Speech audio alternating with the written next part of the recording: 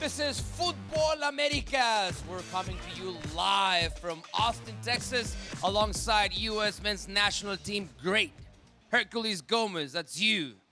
Jose del Valle, I am Mauricio Pedrosa, just outside of Q2 Stadium here in Austin, where the U.S. men's national team just beat Saudi Arabia 1-0. Nothing fancy, it's 3 points. The team has qualified. We're gonna break down the game, but also at the same time, Herc, the performance, which is obviously always cause for concern as of recent. The stats tell the story of the game. 3 shots on goal for the U.S. men's national team. Mauricio Pochettino starting again with the same 11. And I know you want to talk about that, Jose, as well. Chris Richards scored for the U.S. in the 63rd minute. That means that the U.S., they have qualified for the quarterfinals. A draw between Haiti and Trinidad and Tobago. Saudi Arabia still has a chance to qualify to the quarterfinals and face the winner of the group that involves Mexico and Costa Rica. But Herc, as we saw in the standings, 6 of 6 points. The team has qualified. Everything's good with Mauricio Pochettino's team, right? Not quite, not quite. If one looks at the panorama, the dynamic of the Gold Cup, you could argue that that's probably the easiest group in the Gold Cup. And yet here you are against a very bad Saudi Arabia team. This is a far cry from the Saudi Arabia team that beat Argentina in Qatar in 2022. A far cry from the Saudi Arabia team that beat the U.S. men's national team in the lead-up to that World Cup. Urban Art is a very good coach. I do not understand why his team plays the way they did. They were frustrating to watch, but it was even more frustrating to watch the U.S. men's national team. Just a lack of cohesion. I understand they're new. I understand there are a lot of young players who lack international experience. I understand together they've never played. Collectively, this is all foreign to them. But they really lacked ideas. And I'm at a loss with Mauricio Pochettino and the way he sets these players up. It's the same lineup again, but you got away with it because it's Trinidad and Tobago. But you got Jack McGlynn playing wide. You've got Diego Luna playing wide. You've got only 2 players because in the midfield, Sebastian Berhalter, and you also have Luca De La Torre. You also have a player like Diego Luna, Malik Tillman. They're all very similar players. You've got 2 players on this roster that are stretching for you, Patrick Agiman and Arvston. And the other one who could stretch for you, Freeman, you don't allow to stretch. You play him as a third center back. You tell him to stay at home, and he does not feel comfortable. So I'm looking at this team play, and I'm thinking to myself, how predictable are they? And you know who else thought that? Saudi Arabia. And it was a shame. It took about the 56th minute until the goal actually came about. Yeah. That it opened up somewhat for them, but I thought it was an abysmal performance. I thought there was very few things to take from this. If you're a Chris Richards, who I thought was the best player on the field, he had a good intervention in the first half. He was not man of the match. Yeah, if you could believe it here, right here, they'd already turned the lights off at Q2. They give it to Max Arvston. That's who they voted as man of the match. We were walking away from the stadium. By the way, we didn't vote it. We did not vote it. We did not vote. But this was just one of those games where I thought they took very little from it, and they showed even less. Now, Jose, let me ask you this, because I started off by saying that the team has already qualified after 2 games. They've won the 2 matches that they've played so far. But Herc here is painting a very pessimistic picture. Like, nothing's going right for Pochettino's team. I'm not saying that. Well, I just expect more. That's what I took from your. Well, that's your That's what understanding I took or lack thereof. from what you had to say. All right, so that's me. What about you? Is he being too pessimistic? Actually, I happen to agree with Herc. By the way, Really? our striker didn't get the memo. Black and khakis, but that's fine. Oh, you know, they're different. Yeah. Number 9s are always different. The U.S. got 2 wins. They are through as expected. Everybody expected this. The question is how, Mau? Tonight, they did not win in a convincing fashion. They needed a set piece in order to get the W. And I'm so glad Mauricio Pochettino repeated the same lineup as he did against Trinidad and Tobago, because that game was decided after 15 minutes. So we couldn't assess the players. Tonight, against a better opponent, we can confidently say one of these players, or quite a few of these players, did not pass the test. For example, Freeman on the right back.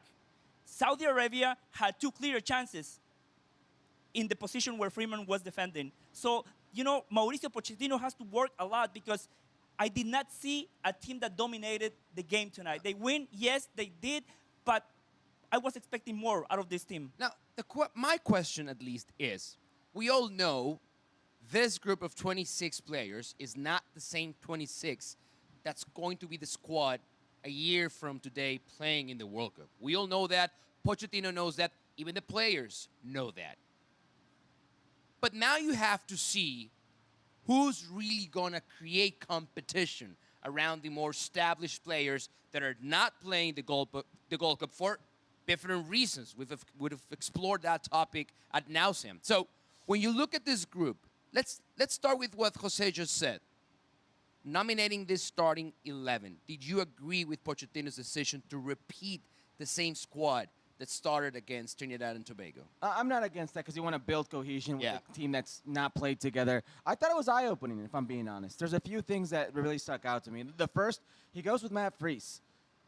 And if you're Matt Turner, what you've not had in over a year and a half, 2 years, are consistent games. And here you are thinking, this is where I can get my run of games, my consistent games. And he's going with another goalkeeper. So that tells me right there that in Mauricio Pochettino's mind, and rightfully so, he's saying, hey, Matt, you left this door open. Somebody now can challenge for this spot, which is how Matt Turner originally got his spot. Zach Steffen left the door open. He took advantage. He went to the World Cup. He's leaving it open right now. Now, there happens to be a move.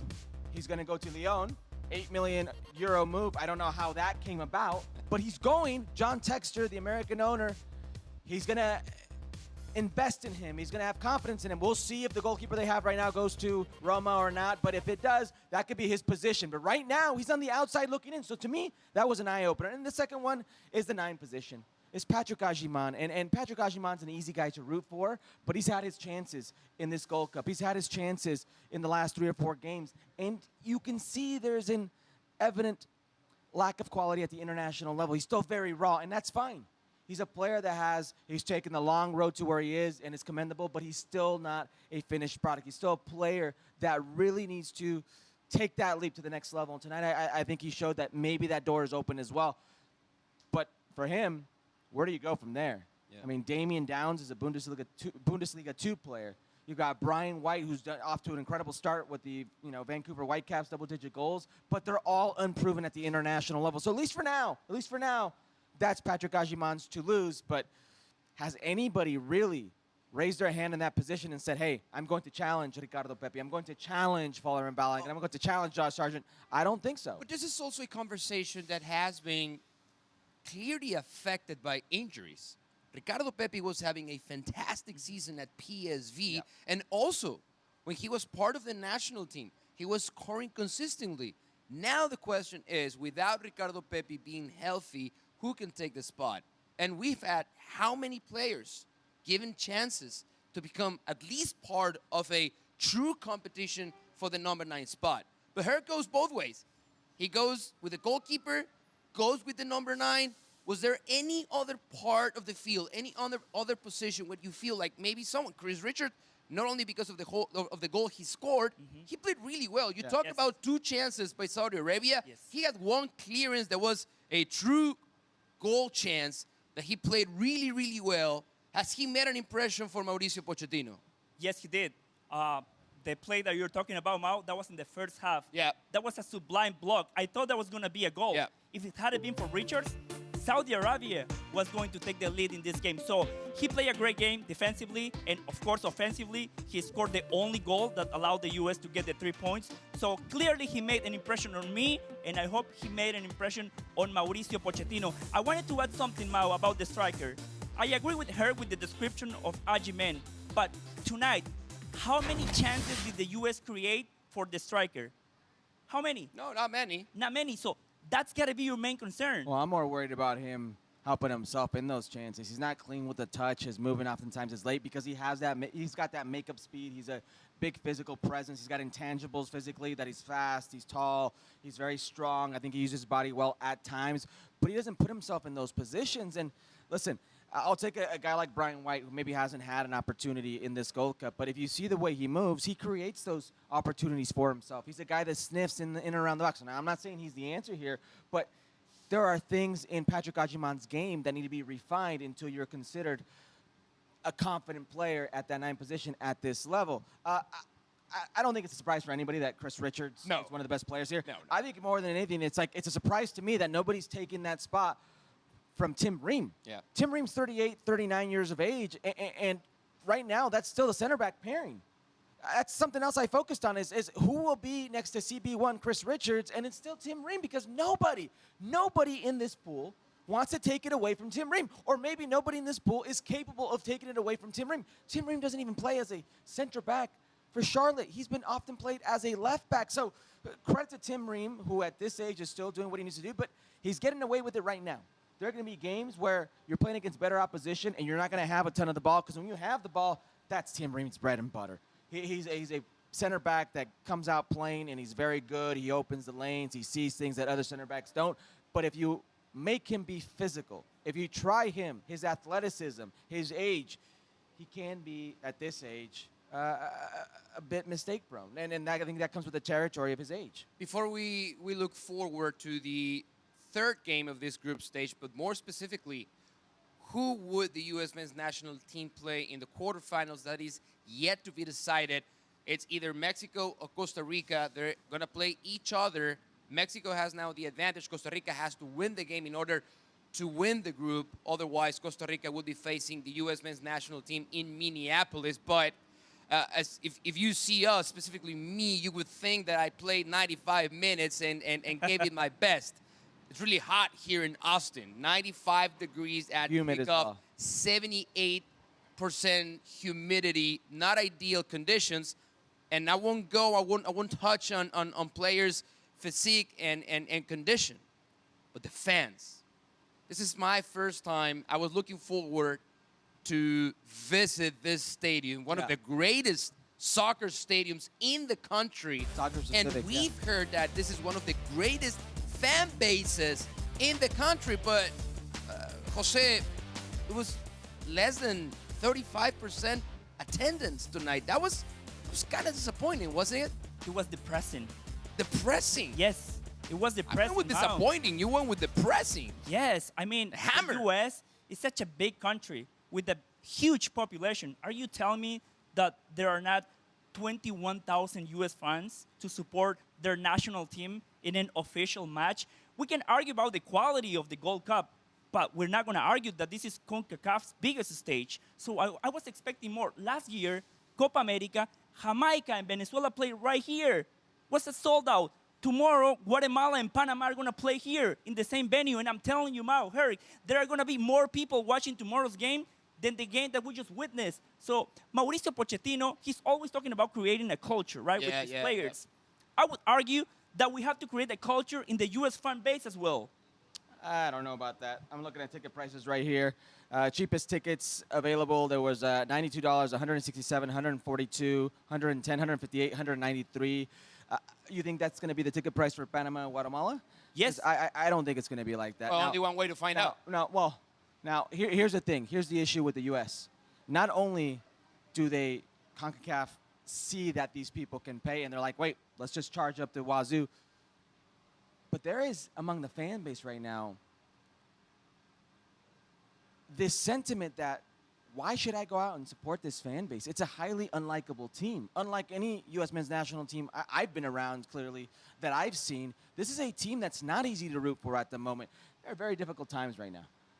In the political climate, in the social climate, in the economy, it's a big factor. And people right now, you schedule a Wednesday night game, and we're seeing some of it in the Club World Cup. But I'd like to think that this has more to do with the Gold Cup, this has more to do with prices, and this has more to do with the actual team today than it does where this program once was. I think that culture is there amongst the fans. I just don't think it's there with this team, with this tournament. The culture is there. We had a chance to walk around the city hours before the game, and you saw people crowding the bars and restaurants, wearing the national team kit, stopping Herrick for pictures, asking questions, who's going to play number 9, what do you think of the team?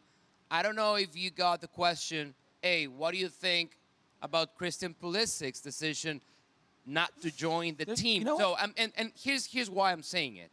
Because Pulisic's case, if he doesn't show up to the game, maybe is the fans saying, well, if our best players are not showing up, why am I gonna show good up point. I think to that's this kind that's of a game? major part. And I don't think it's just Christian Pulisic. No, no, If you correct, look- correct. if Not you only look at Christian how Pulisic. many of the Yeah. players that could be considered A-team players were not in the starting 11, there's 9. There's 9 players you can consider A-team players that were not in that starting 11. There's another, I would say, probably 8 players that aren't even in this tournament. And then you can go beyond that, the B players, the Joe Scally, Austin Trusty, Cameron Carter-Vickers, the list goes on, that aren't even here.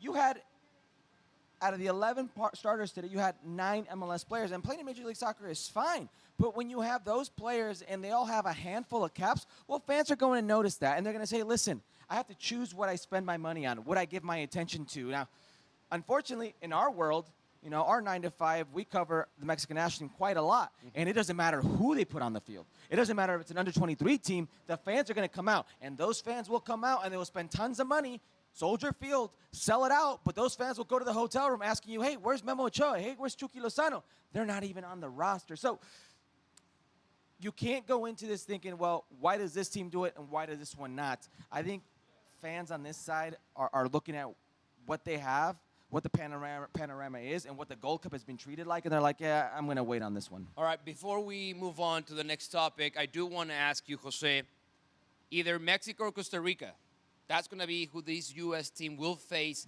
in the quarterfinals. If you're Mauricio Pochettino right now, are you comfortable with what you've seen from your team and the opposing team as well? Do you go confident in the round of quarterfinals? No, I wouldn't.